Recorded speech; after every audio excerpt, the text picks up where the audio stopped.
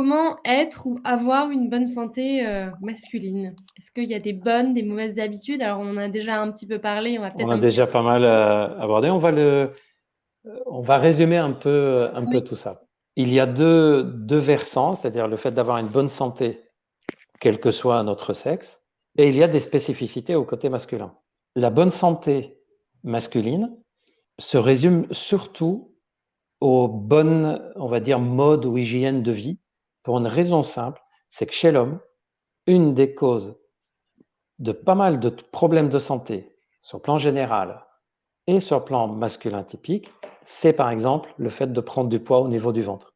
Mhm. C'est corrélé à pratiquement toutes les problématiques. On sait par exemple que ça augmente le risque d'avoir des maladies cardiovasculaires. Ça augmente le risque d'avoir un diabète. Ça augmente le risque d'avoir une andropause, le risque d'avoir des troubles érectiles, etc.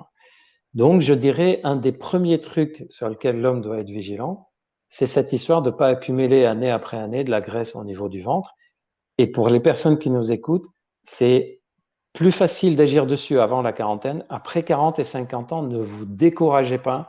Si vous essayez de perdre du poids au niveau du ventre, vous allez avoir l'impression que c'est très long, que c'est presque impossible. C'est normal, il faut être persévérant et c'est quelque chose qui est pour du long terme. Donc, je dirais, faire attention à ça. Et comment on fait attention à ne pas prendre du poids au niveau du ventre? C'est l'alimentation, Mhm. le moins de sucre possible, le moins de graisse possible, alimentation variée, prendre plaisir à ce qu'on mange, activité sportive régulière. J'entends des personnes dire, oui, mais moi, à mon travail, j'ai un travail très physique, je marche beaucoup, etc. C'est pas suffisant parce que c'est rare qu'au travail, qu'on fasse une activité continue sans s'arrêter pendant une heure.